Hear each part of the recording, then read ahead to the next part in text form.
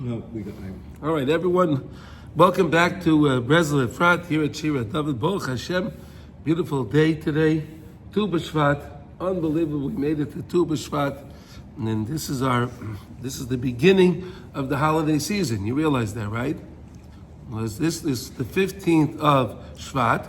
The next is the 15th of Adar, which will be Purim, and then the next will be the 15th of Nisan, which will be Pesach.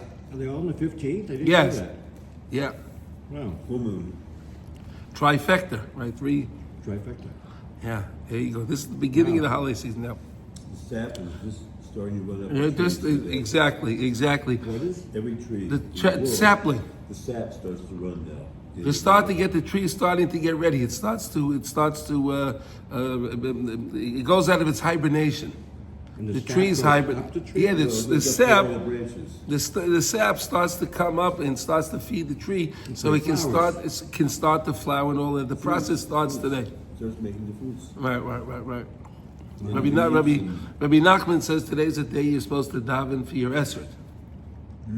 Daven today's a special day to daven for the esrog, because that's really the main fruit that we get for the year, right? And that's the pre-Eitz Hadar, right? So we should all daven today. Ask Hashem, please, I should be able to be granted a beautiful esrog this year. All right, that's okay. Now, and we don't realize how lucky we are that we live in Eretz Yisrael, Baruch Hashem. We have the peiros of Eretz Yisrael, the fruits of Eretz Yisrael. Yeah. We don't realize how special that is. We also have all the esrogim to choose from. We have, yes. Yes. I'm reading about Europe, they shared one with sometimes 1,000 people, and it wasn't a good one, it wasn't a great one. You're right. I made my son, I made him a present. Is an esrog tree? Yeah, I made him a present. We went to the place in Yerushalayim, and I bought a beautiful esrog tree. It was actually a Chazon Ish esrog tree. Has a tudav with it, so it's a good esrog. We planted it, and the esrogim are on the tree. It's the most beautiful thing. It's the most beautiful thing. Beautiful. And Sasha has the aravis, so we're getting there, right? Anyone for a lulav tree? Anyone for a tree? What's a lulav tree? Palm tree, yeah. Palm tree? Yeah. The lulav is the palm, yeah. All right, so and I was trying to say that we don't realize how special it is that we live in Eretz Yisrael and we eat the fruits of Eretz Yisrael. Rabbi Weinberger tells over from his father a story. He tells over Oliver Shalom. He was such a special man. He said that back in Hungary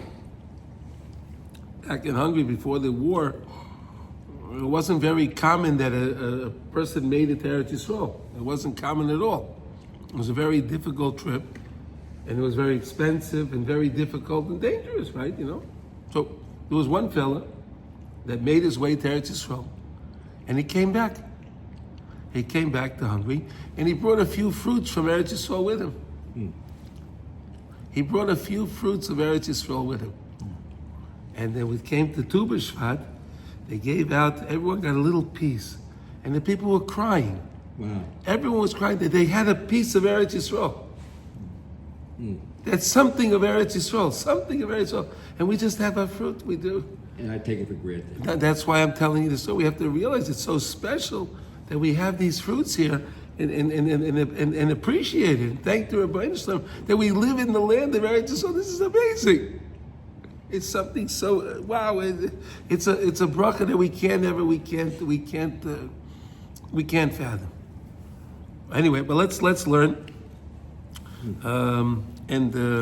we learn always for the well-being of the chayalim, the soldiers, the chatufim, the captives, and the pitzuim, the injured, especially the injured soldiers and all injured, anyone that's injured in Klal Yisrael. And of course, we daven for all of Klal Yisrael, that all of Klal Yisrael should do tshuva together. We should all do tshuva together, all walks of life of all of Klal Yisrael together, so that way we can see the coming of Mashiach on this beautiful day here of Tu B'Shvat. Be'ezrat Hashem. Okay, now, We're going to continue learning the laws of Hilchos Beis Hakness, the laws of a shul. Right? We're in Halacha Daled, and today we're up to Zion. So it's Halacha 4, and we're up to letter Zion, which is 7. So 4, 7. Everyone have the place? 6. Did we do 6? Oh, 6. So we have 6. Excuse me. Excuse me, 6. I stand corrected. I'm happily to be standing corrected. Okay, excellent. Here we go. So let's learn. Here we go. Ubeshvil zeh hischil shleima melech olav shalom livnois yisoid beis hamikdash, and therefore Shlomo Melech, King Solomon, began his building project of the Beis Hamikdash. We know that King Solomon, he built the first temple, correct? When did he start building it? When did he start building it? In Iyar, in the month of Iyar. Why did he b'chodesh here? Why? Shekol hachodesh hazeh kulei b'yemei hasfira. Because that whole month is totally embodied within the time frame of the Sphira. Isn't that amazing? It's embodied in the time frame of the Sphira. The whole month. And we spoke about how important the Sphira is. The whole idea of Sphira is to make more Shalom. Right? Make a tikkun for the Shalom. That's what we learned yesterday, that the students of Rabbi Akiva, those illustrious students of Rabbi Akiva, that weren't showing covet to one another. They weren't showing covet to one another. Another understanding, what do you mean they weren't showing covet to one another? They became used to each other. Right? They didn't appreciate one another. They saw each other all the time, so it was no big deal. They didn't bother saying hello. They didn't bother greeting them. No covet. Got common. You became used to it. Like we were talking about, we're used to eating our fruits, right? We're used to it. No, but you have to realize how special it is. Realize how special it is. All right. So that was the idea. That was the idea of the idea. One of the ideas of the students, that they didn't necessarily do anything intentionally wrong, but they didn't show an appreciation for one another. And that's a very important lesson, right? And because they didn't do that, they were punished in that time of Sphira. Because the whole Sphira is there to make more Shalom, to bring more people closer together, to bond people together. Right? That was the whole idea. So Shlomo Melech, the wisest man, of course knew that. So he chose to begin the building project of the Beis Hamikdash in the month of Iyar, which is totally embodied within the Sphira. And because it's totally embodied, it'll bring more Shalom to Klal Yisrael. Bring more Shalom, more peace amongst all the Jews, because it'll be the foundation of the Beis Hamikdash was done in the month of Iyar. It's fascinating. Wow, yeah. It's fascinating how these tzaddikim understood these things. How Shlomo Melech understood it, and we're going to wait to build the foundation, the base. We're starting. Wow. Amazing. It's amazing. So we said through the Sphira, we fixed the blood. We said that the blood in Mitzrayim, right? Our blood was boiling within Mitzrayim. It was boiling. It wasn't pure. We had all the impurity of Mitzrayim, all the Avodah Zarah, all of their ideals of Mitzrayim was in us. It wasn't good. But as we were going through the Sphira, we were cleaning it up. We were cleaning up all those ideas, and we were getting closer to Hashem, closer to Har Sinai. This week's parsha, right? We encamped on Rosh Chodesh Sivan. We encamped around the mountain of Har Sinai. Right? We came there, Midbar Sinai. We came to Midbar Sinai. We're Zeichel and Shalom, right? And we said, when you clean up your blood, you have Shalom within yourself. Right? Because as you speak words of Torah, you purify the blood. As you purify your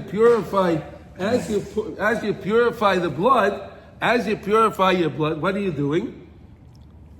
You're cleaning up, and you're getting all the blood now to work together to want to serve Hashem.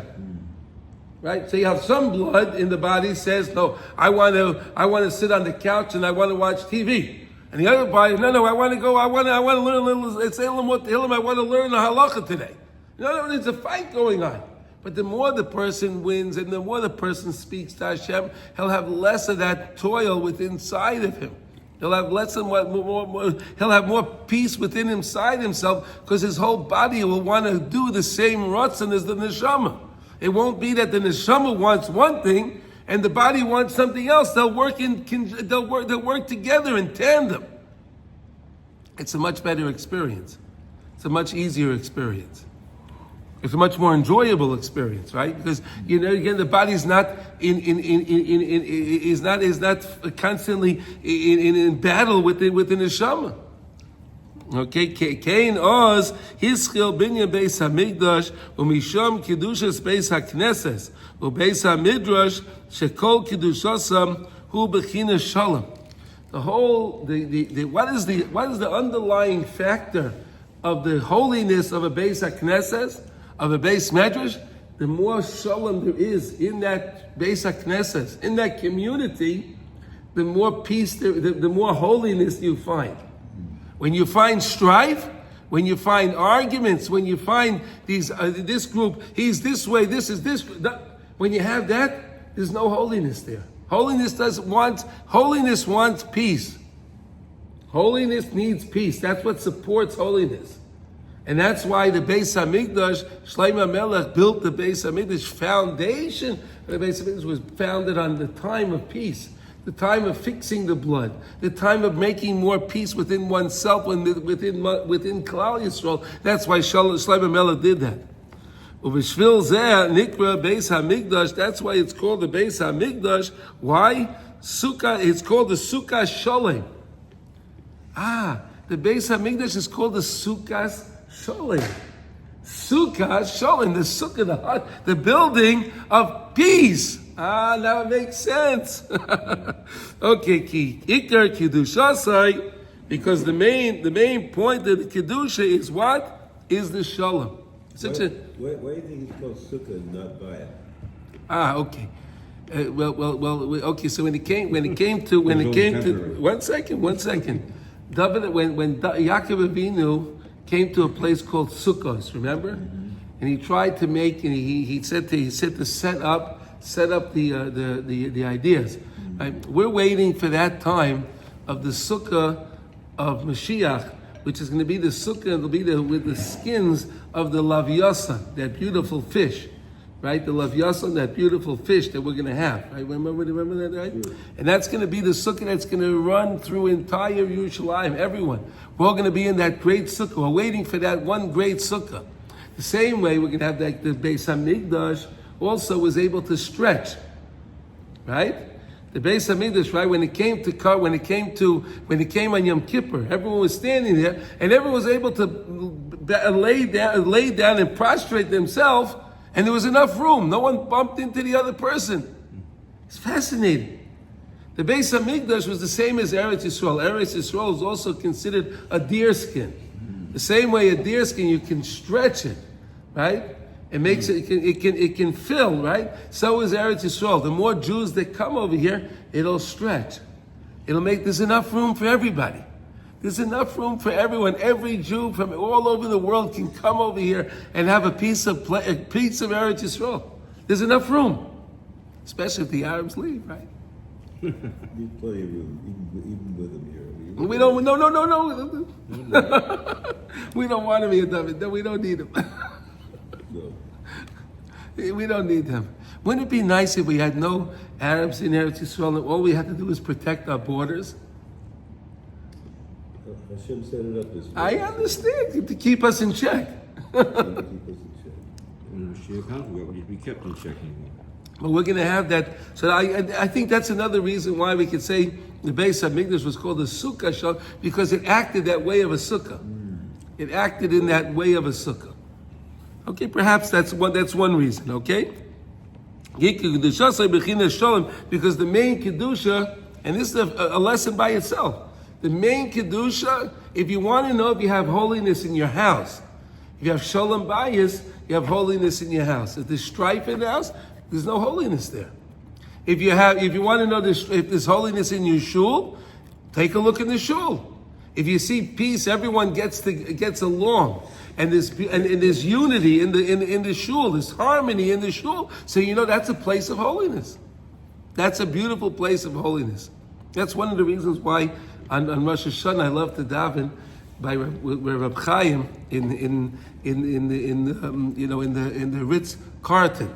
Right? I love davening over there because everyone that comes to daven, we all. It's such a peaceful place.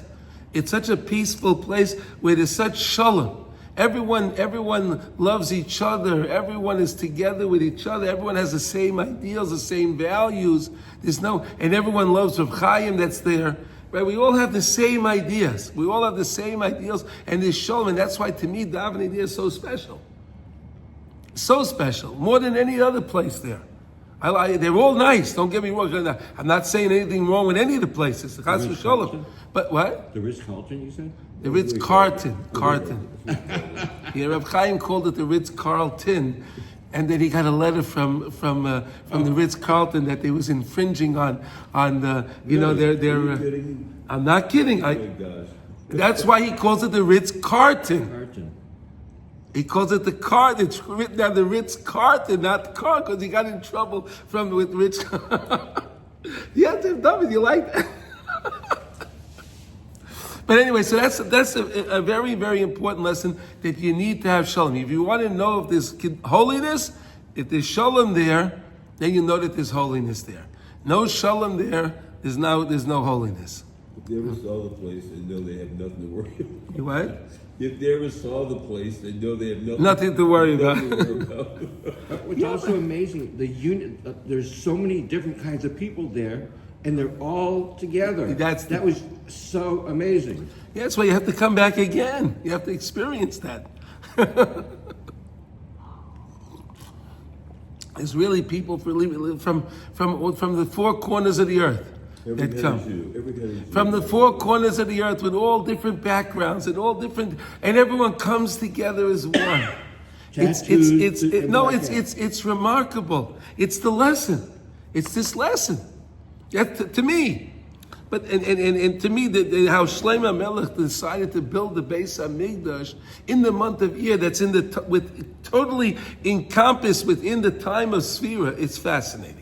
It's fascinating. Okay, so that was Vav 6. Okay, let's go to 7. Okay, the out came. Amar Rabbi Seinu Zal Shasidin Kol Batei Knesiyos Sheyalu LeYerushalayim. Oh, look at this, David. Look at this. Everyone, listen to this. Listen to this. In the future, Chazal teach us. It's in Masechtas Megillah. If you want to see where it is, it's on page 29a. If you want to see where this comes from Masechtas Megillah, right? Tractate Megillah. Okay. 29a. Asidin Kol Batei Knesiyos Sheyalu LeYerushalayim. When Mashiach comes, all the Batei Knesiyos, all the shuls that had shalom in them, of course, right? Okay, will be able to come to Yerushalayim. They'll find a place in Yerushalayim. They even figured out that our place now here in Efrat is really part of Yerushalayim because they built those new those new settlement areas. They settled new areas now that we connected the whole Gush is now connected to Yerushalayim. You see how it's coming true? There's enough room for all the shuls. They'll all come to the area. Could you imagine that? All the shuls in New York, all the shuls in Texas, all the shuls in St. Louis, right? All in New Jersey, right? Unbelievable, right? All those shuls. What does that mean? All the shuls will pick themselves up and they'll be planted in here in Yerushalayim. Yeah, I understand, but this is what the Gemara says. This is what the Gemara says. Not the building itself. The building too. No, the buildings. The buildings will come. The buildings. Ki ayidei Kedusha's Beis Hakness, because of the Kedusha and the Beis Hakness. And where does the Kedusha come from? The Shalom. When there's peace in the Beis Knesses, you have Kedusha, holiness. V'hayira shenoyegim boy. And the way we conduct ourselves, the yira, Right? Vayira, when we come into the shul, we recognize what we learned yesterday in Kitzur. What did we learn yesterday? When you come into the shul, you're supposed to feel the reverence of the shul. You're supposed to feel the presence of the Shekhinah. So you have to conduct yourself in a very holy way when you're in the shul, of course. Oh, by you doing that, you will nullify all of the physicality. All of the artsias, all of the physicality, misham ligamri, for you take it, you totally remove it. It becomes holy. Balkain me'achar shesham nispatal artsias, and therefore, since all of the artsias is nullified, there's no land for it to be on. You nullified the artsias. Bivada yachal la'alis l'Yerushalayim. In other words, the land underneath it ceased to exist. So there's nothing there. So now it's a building floating. So why can't it float over to Yerushalayim? Fascinating. So it's something to really think about, what that means. In other words, when there's really shalom in a Beit Hakness, in the community, when there's really, really shalom in the community, it's a beautiful thing. When there's shalom. Why? Because then all of the physicality gets nullified. All of the land, the earth that's around it, it gets nullified. Then the building can just float to wherever it wants to go. And they all stem. We said, where does the Kedusha, the Beit Hakness come from? Yerushalayim. So it goes back to its headquarters. That's really where it belongs. It came from there. Everyone has to work from home. Ki ikar hahefsek v'arichuk shebein mokim lemokim. Because really, what is the distance between one place to the other?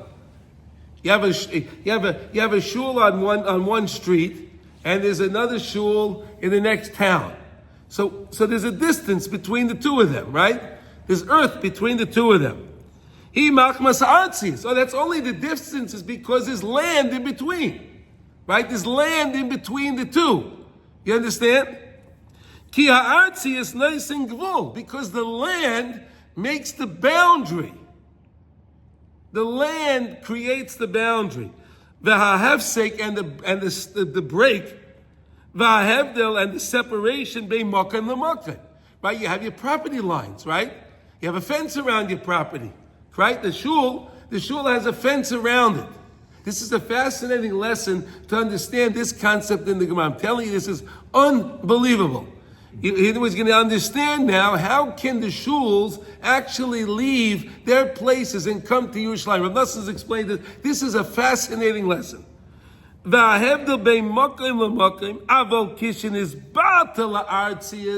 now when you take away the land that's in between one shul and the next, you understand this? Wait a second. You have a shul in Queens, New York, and you have a shul in Brooklyn. Right? That's distant, right? It's far away. But now if you take away the land, you nullify the land between the two shuls, now they're right next to each other. You nullify the land. It's because you're getting rid of the artsias. It's useless. All that land is all useless. The only place that has any use in outside of Eretz Yisrael is the place where the shuls are. So now if you nullify all of the artsias, all of the land around in between each shul, so then they're actually standing next to each other. And then the next shul standing next to each other, the next one standing there, until all the shuls are standing together and they're in Eretz Yisrael. Because you abolished, you nullified all of the land around them. So in other words, they all came together. All the land comes, so all the shuls come together. And then the next thing you know, they're in Yerushalayim. It's amazing.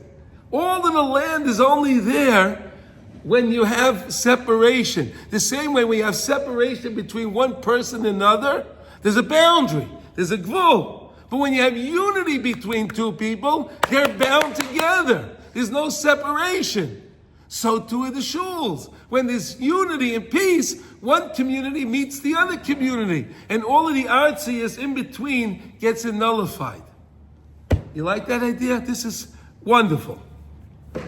This is one of my favorite, really to understand geographically how this works. How it works geographically, you understand? Azai hakol echad. Then they all become one. Because really they're coming from one. What's the one? The oneness of Hashem. And where's Hashem's headquarters? In Eretz Yisrael. So of course if his headquarters is here in this world, is in Eretz Yisrael, so all of the shuls, when you nullify all of the land in between them, it gets abolished. All that land gets lost. So all of the shuls just they all gravitate one to the next. And then next thing you know, they're all in Eretz Yisrael. Ki eina hefsek ugvul bein Yerushalayim lebeis Hakness. Because there is no boundary. There is no difference from Yerushalayim to any shul. Every shul is really connected to Yerushalayim. Every shul. Because we said every shul's Kedusha comes from the Beit Mikdash, comes from Yerushalayim. Now, of course, when you get rid of the land, and there's no more land, so of course, the shul will be next to the other. And therefore, all of the holy places, all of the yeshivas, all of the holy places will all come together. Shehem Beis Hakness LiYerushalayim, and they'll all find their way to Yerushalayim. Ki haruchanius einay teifus makam, because holiness doesn't take up any space. It's space. It doesn't take up space. So when you turn everything spiritual, there's no space in between. It's one. Do you follow this lesson? You understand how this works? My head, Buzz. Huh? In my head. Holiness is one. Why do you have a separation between one to the other? Imagine what that would feel like. Oh, yeah, get it in my heart. That's what's gonna happen when Mashiach comes. All of these shuls are all gonna come together. It's gonna be something wonderful. All of these other countries will realize they're useless.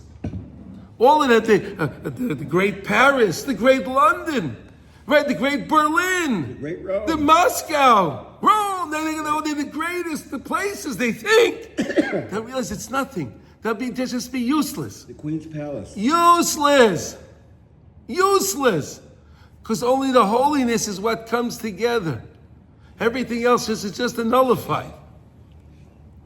Ain't a typhus makim, because holiness, ruchnius, spirituality doesn't take up any space.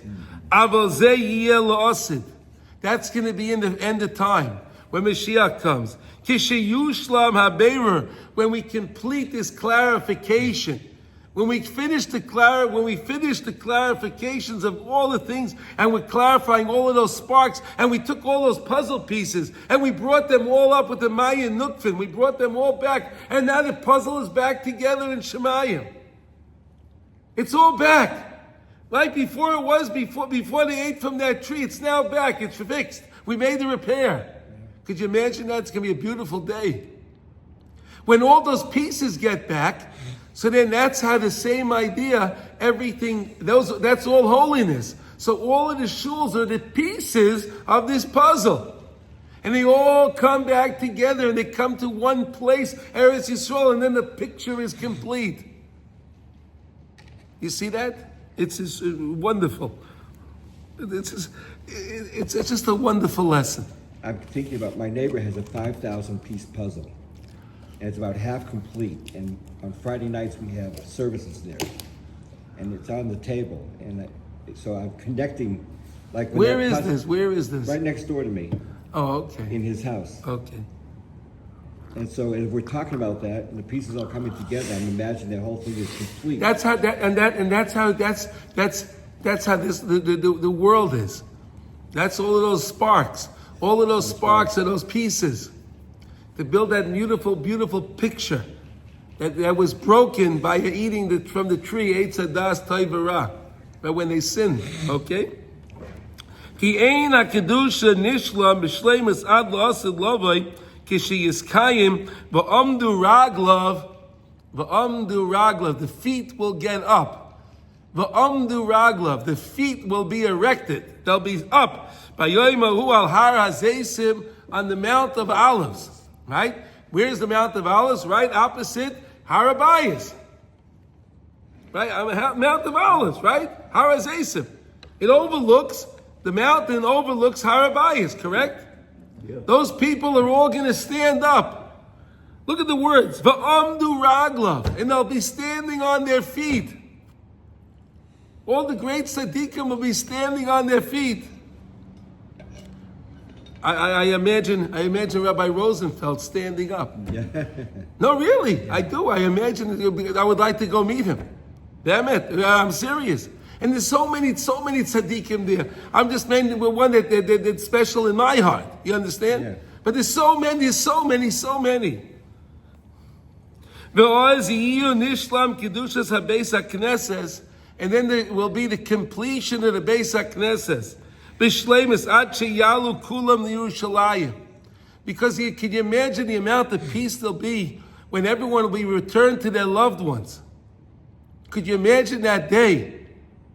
Could you imagine that day when all of these people will get up, these great tzaddikim will get up, stand on their feet, and you'll feel that love, you'll feel that completeness, that unity, that feeling will be the completion to bring all of the pieces back together, that completeness together in order to bring all of it, to abolish all of the lands between all of the shuls and bring all of the Batei Kinesias all together. Wow. Kulam Yerushalayim ki artzias nisbato mehem legamri, because all of the physicality will be nullified from them completely. V'chein mevayeh sham b'pasuk zeh gufei. It's by itself. The pasuk says, "V'amdu ragla b'yoyim hahu," and on that day, b'yoyim hahu, on that day, the people's feet will get up. Al har zeisim v'nikpa chatzi har. V'nikpa chatzi har v'nimsa. What does that mean? Nikpa chatzi har. What does it mean? Nimsa mevayeh sham sheyiu oz nisim gedolim b'inyan b'kiyas hahar. The mountain will become, it'll work together, the mountain. Sheyagiyu haharim zelazeh. The mountains will all come together. So that means all of the places, all of the beautiful cemeteries that we have all around Eretz Yisrael, that people are buried.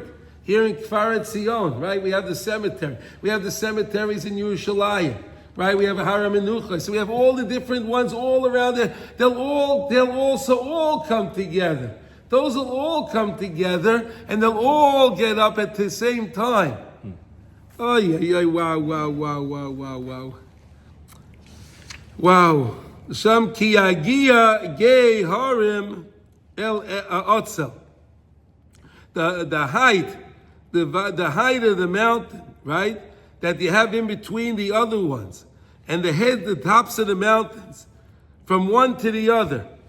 That's going to be the way that each mountain will be baka, will break the mountains in half. Har HaZeisim v'yagia b'roi shahar b'shebet tzafon. Even the mountains in the tzafon, and the beautiful that cemetery that's in Tzfat, where the Arizal is. Yeah. Right? Where Shlomo Altabas, the Lechadaidi, and all of the tzaddikim, it's unbelievable the tzaddikim that are there. The Holy Arizal, unbelievable. Ayin Sham beferish Rashi. Okay. The Chol Zeh Yiyah Machmas Goydel Shleimus HaKedusha Sheyiyah Oz Kishiyushlam Beirer HaRaglin Shozeu Bechinas V'Amdu Raglav. That's the idea when the feet will get up. Through that, all of the land will be nullified. Could you imagine that's going to be like that? I can't even imagine. The people of the world, all of the nations of the world, that they can't stand us, and they want to abolish, they want to destroy us.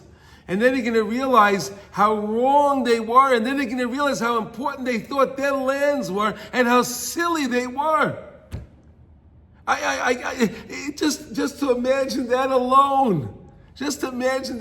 All of the world leaders, Mr. Putin, he's thinking his land is so important, Moscow's so important, right? And the Germans think Berlin is it's so stupid. It's foolish. It's useless. That's when they're going to realize it. They're going to realize it at this time. That's when they're going to realize it. And they're going to realize all their ideals were wrong. They were wrong, and how embarrassed they're going to be. Could you imagine how embarrassed? And then we understand, they said when Mashiach comes, all of the goyim are going to come help us. Of course they're going to come help us. They're going to realize how stupid they were. They realize how wrong they were. And they realize, well, what are we going to do? We're going to work in our land? It's useless here. Well, let's go help the Jews over there. That's what's important. Everything comes together. You see that? All the things come together. Unbelievable. In the mountains will also come one to the other. These holy mountains, the mountains where you have Jews buried, where you have the atzmas, the bones of the Jews, those mountains also come together. So they don't have to be so far away. They'll also come together. All of the prayer hall, the prayer houses will all go to Yerushalayim again when there's Shalom in there. Because when you take away the physical land, then all of the places can all gravitate one to the other because there's nothing in between them. Right? There's nothing in between them. Could you imagine like this? Take like this. You have a map. Let's do like, maybe you'll make it physical. I'll give you an idea that you can understand. You have a map, right? And you have, on the map shows you there's a shul here and there's a shul here. If you take your scissors, right, and you cut out the in-between. So then they can all sit next to each other, right? You cut out everything in between. Right? You just leave the shuls, you cut out the shuls, right? And everything else you throw out. So now you're only left with shuls. They're all together. You get rid of everything else. And that's Israel. And then that's the ultimate shul. That's the ultimate place where everyone comes in. The Knesset, the gathering place. The gathering place. That's the most important gathering place. That's the great shalom that there's going to be at that time. Because peace is what? Unity and closeness. To being close to one another, feeling that closeness. Because when you get rid of all the physicality that's around, and this is with people also, right? You have all differences. This person, he's in this business, this person, this, he has this idea, that idea. When you get rid of all of that nonsense, so we're really all the same. We all have an neshama. We all keep the Torah. So all the other stuff is all nonsense. It's external. Get rid of all the external things, and then we're all together. Get rid of the eagles. That's another reason why in a lot of shuls where they have a shalom shuddis, that's something I miss over here in Eretz Yisrael. That you don't really have any shuls that have a shalom shuddis here in Efrat. I didn't really find one. It's a sad thing, but anyway, when you have shuls like you had at Eish Kodesh and many shuls, they have a beautiful shalom shuddis. Yeah. Well, I don't know why. We have to open up a shul and do it the right way. We have to really. They used to do it once a month. So once a month we'll have a shalom. Yeah, okay, that's a great idea. And all the other 3 weeks we don't need a shalom. They started something. Yeah. Okay. Yeah, we have to really start and do things the right way. It's not right the way things are done. We don't have enough. We have to. You gotta take in more. Everyone enjoys a shalom. You get together. Why am I saying shalom shuddis? Why am I saying that? Because at shalom shuddis, let's say by Eish Kodesh, the lights are dimmed. The lights are dimmed. Why are the lights dimmed? So that way, we can all sing together. And I don't see everyone so, his suit and this guy, and this guy did this guy. Everyone's more together. You feel that camaraderie together with one another when you take away the light. Right? That's what we're saying over here, really. Right? When you take away all of the external things, that's really nullifying the externality, right? All of that's external, you remove it. When you remove the externals, so that everyone's is together. I was in the Lubavitch Shul in Chicago. They don't have shuls for this. They get together and they sing without words. Yeah. They sing Nigunim, but with the lights dim. It was very powerful. The same idea. Lights are dim. That was the point. The lights were dim. And The lights are dim. That's the point. And we sang for an hour, and it was beautiful. Yeah, because you all felt together. Yeah. You felt so unified together. It's such a special thing, right? The time of Rabbin to Rabbin. Yeah, that's the time of Rabbin. Right. I'm just trying to connect the lessons together. It's the same. It's all the same. It's really the same concept. But here we learned how to physicality. All of the land will just be nullified. Mela, all of the shuls will get back together. That's what's dividing us. All the external things are what's dividing us. Remove all the externalities, remove all of that, so that we're together. All the Kedusha, all of the holiness comes together. And what is Kedusha? Shalom. That's why the Kohen blesses us with Shalom. Because you have Shalom, he's really blessing you with Kedusha. It's one of the same. They're synonymous. You can't have Kedusha without Shalom. You can't have Shalom. Shalom will automatically bring you, true Shalom will bring you to Kedusha. All right? And that's why when they talk about the peace, and they stand there, and these world leaders talk about peace, they have no idea what the hell they're talking about. None of them. They have no idea what Shalom is, because they're not connecting it to holiness. It can't be any Shalom. That's not Shalom. Shalom is connected, intricately connected to Kedusha. If you have Kedusha and you have Shalom, then you have true Shalom. Then you have true Kedusha.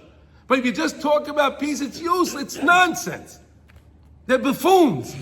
They're truly, every world leader that talks about peace is a buffoon. Because they don't understand what Kedusha really is. And if you don't have Kedusha, you don't have Shalom. And if you have Kedusha, you have Shalom.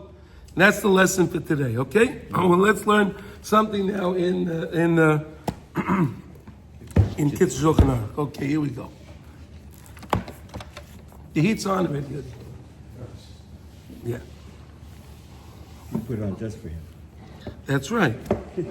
Okay, so here we go. We're learning in Kitzur Shulchan Aruch. We're learning, we're in Siman Yud Beis, right? 12. And today, we're up to Yud Beis today, 12, right? 12. 12. Right, 12. There we go, 12. Okay, here we go. Here it says the Kitzur today. Im machmas eza oynes, eina yochel leilech lebeis hakness oy lebeis hamedrash. Person has something comes up in his life, and he can't go to the Beit Hakness. He can't go to the study hall. Could be he has a stomach problem. Could be he has a leg problem. Who knows what it is? Something happened. He can't get to the Beit Hakness. Right? You got it? It happens sometimes. Sometimes we can't get to the shul. It happens sometimes, right? Afilu l'shar minyan kavua yesh le'eza miniya milaleches. Even though there's others, you usually daven in one shul, right? You daven in a specific shul, like we said you have to do, pick a shul. But now let's say you have a miniya, something, you have an obstacle, it doesn't even let you get to a closer shul. For whatever reason, the person has whatever ailment, whatever situation that it is. He's in his house and people are working and he can't leave, or it could be any kind of thing. Yis'ametz lekabetz asara anoshim sheyispalel al kaponim bebeisai b'tzibur. Try then to get another 9 people and daven with you in your house. If you can't go out, try to call up 9 guys. Ask them to come over. I can't go out for whatever reason it is. Can you come over and then we can make a minyan? Okay, that's again. This is not something that we want to do. This is something that happens because the guy can't go out for whatever reason it is. You can use your imagination for whatever reason the guy couldn't go out. So then the Kitzur says, get 10 people together and make a minyan in your place. V'imi yav shalai, and let's say you can't get 10 people. He tried, he called up this guy, called up that guy, He's got 7 people, 8 people. He can't get 10 people. So what does he do?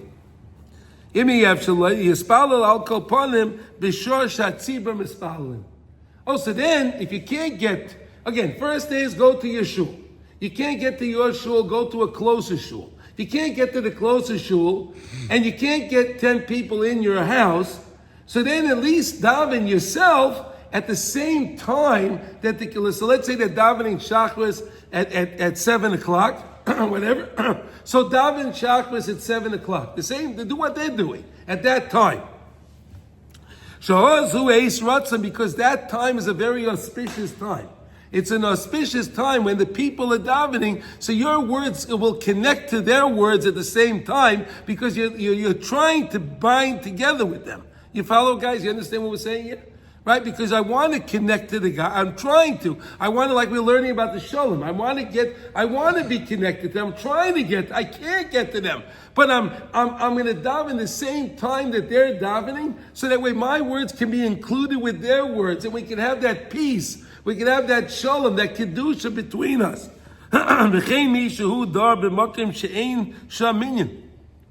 Let's say a person lives in a place where there's no minyan. Right? Let's say he was in a place where there were 11 families, a family left, and then another family left. Now there's only 9 people left. No minyan. No minyan. My aunt grew up in a religious home in Marietta, Ohio.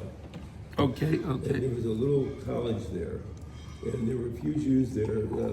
They kind of know the Barron family. They established stuff in different places. They were Okay. They're from Houston, actually. They came to Houston from there.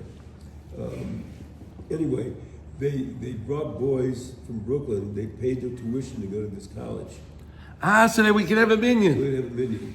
Beautiful. And they built, in one of the homes, they built a gorgeous shul in the home. It's going to come to Yerushalayim. Well, first it went to near Israel. There you saw. It went to Baltimore. It went to Baltimore. When they died out there, they moved it to Baltimore. Oh, see, so you see a shul can move. See that? The shul moves. You see that? Actually, there's a shul in Netanya. It was a shul in South Africa. They transplanted They it. moved the shul, not the whole building. Yeah. The inside is from, I forget, Pretoria. I forget some town. Whatever. Yes, it's They brought a happening. brick by- It's coming. It's going to happen. It's going to happen. Hashem is just showing us these things can happen. It's happening. They moved the shul from Marion, Ohio, all the way to Baltimore, Maryland. Okay, and then they moved the shul from Africa, South Africa, all the way there to the unbelievable. You see that? Unbelievable. And that's just what we know about. What's the name of the guy who passed away recently? The handyman? What's his name? Tom. He moved the shul. I don't remember him where. Somewhere up north to Austin, Texas. He took it all apart. He took it from the north and he brought it to Texas. Broadway all to Austin, Texas. To where Dell is located. It was one of these old shuls we built back. And he built it over there. Oh wow! Okay, he did it backwards. You know, I saw that shul, and they told me the story about some man who did that. I had no idea. That was Somebody Tom. paid to do it. Yeah. I had no idea. Take it apart. I worked in Austin. Wow, you see that? Wow. You see that? You see that? Wow! Look at all these nice It things. had been a church.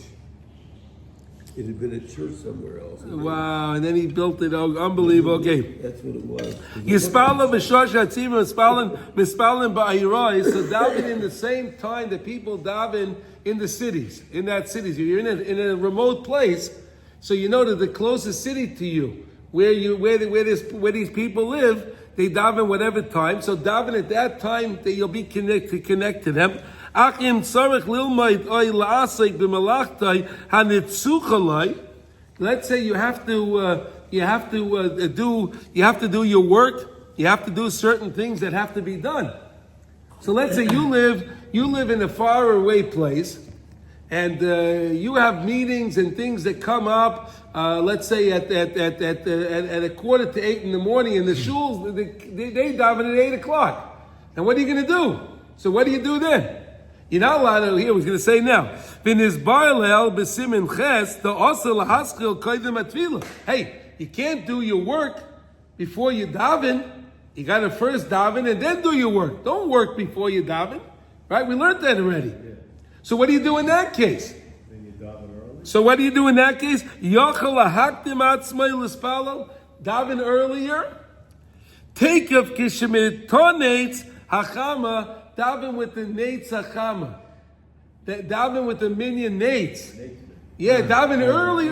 Same time they're davening. That same time davening at the nates minyan, which is the best because Chazal tell you if you daven nates every day, you have a special dispensation that if you're traveling wherever you are and you want to daven the nates, you can daven by yourself. If you daven nates every day, that's your thing to daven nates every day, and you go to a place there is no minyan nates, you daven yourself at the time of nates, and the heck with it, it's no problem. Even if there's a shul next Doesn't matter. You can go to the shul if you want after the answer Amen Yehi Shmei Rabba and Baruch Hu, but you already daven. In other words, if you're a guy like David, you daven nates every day, right? Almost every day, right? You're considered a nates guy, right? So that means if you travel somewhere and you come to, they only have an 8 o'clock minyan, right? So you daven whatever time nates is at that place. You check what time nates is, and you say your Shmon Esrei at the time of nates. And then when you're done, you can go to the shul and learn. Because you're already daven, so you sit there and you could learn, take your sefer, do your learning. And then when they say Kaddish, answer the Kaddish. When they say Baruch Hu, answer the Baruch Hu. Right? You hear Kriyas HaTorah, go do everything with the shul. But you already davened, you already fulfilled your obligation. It doesn't matter. You did everything great. You didn't do anything wrong at all. It's such a beautiful thing to realize how important it is to daven with the nates. Yeah. How important the nates is. The nates is such an important thing. We will only know how important it really is after 120 years. But now we can appreciate it, but really the potency of nates is something so special. I wish everyone a wonderful day, Tu B'Shvat, and we should have a beautiful day, and we should all daven again today for the beautiful, that we should have a beautiful Esrig and the Dalet Minim for Sukkot, because that's what it's all about today. The main thing is to do more mitzvahs. And we realize, wherever you have Shalom, you have Kedusha. If you don't have Kedusha in that place, and they say that that's peace, there's no peace there at all. Okay, everyone, Kol Tuv.